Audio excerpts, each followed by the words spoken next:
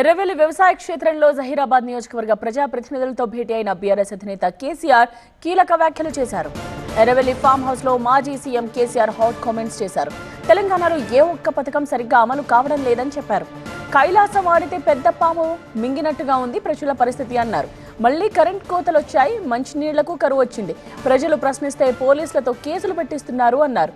ఓట్ల కోసం కాంగ్రెస్ ముస్లింలను వాడుకుంది అని చెప్పారు. ఇక లాభం లేదు, ప్రత్యక్ష పోరాటమే శరణ్యమంటున్నారు కేసీఆర్.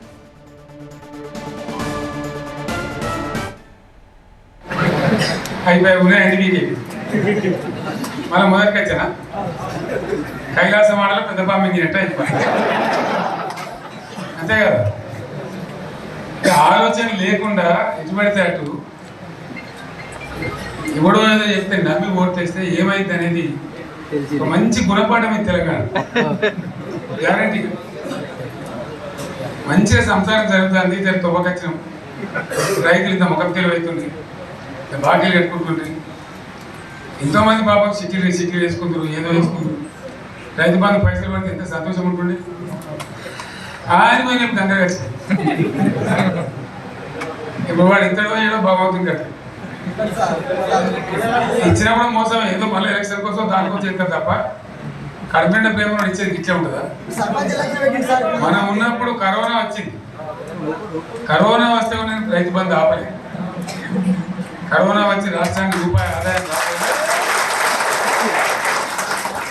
వ్యవసాయం అయితే జరగాలి కదా, తప్పదని చెప్పి ఈవెన్ కరోనా ఉంటే కూడా రైతు బంధు ఆపలేదు.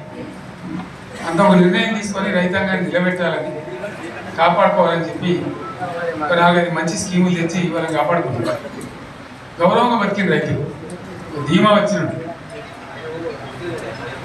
రైతు బీమా పెడితే ఎంతమందికి సాయం జరిగింది? గుంట భూమి ఉన్న కూడా మంచిగా సాయం జరిగింది. చిన్న రైతు కూడా సాయం జరిగింది.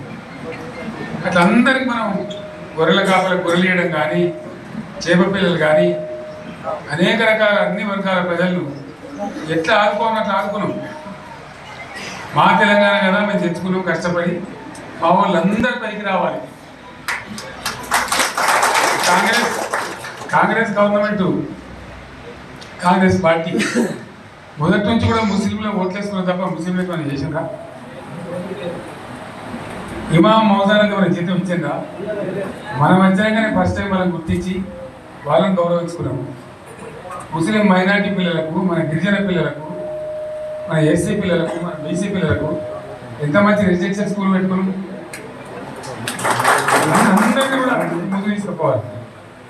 ఇవాళ మనకన్నా ముందని నాకు బాధ కలిగేది ఏంటంటే, చిన్న వర్గాల ప్రజలు కాన్వెంట్ స్కూళ్ళలో చదివించలేదు. వాళ్ళ పిల్లలు కూడా బాగా చదవాలని చెప్పి ఎస్సీలకు, బీసీలకు, మన గిరిజనులకు, మన మైనార్టీ సోదరులకు గురుకుల పాఠశాల పెట్టారు. అద్భుతమైన చదువు చదువుతున్నారు.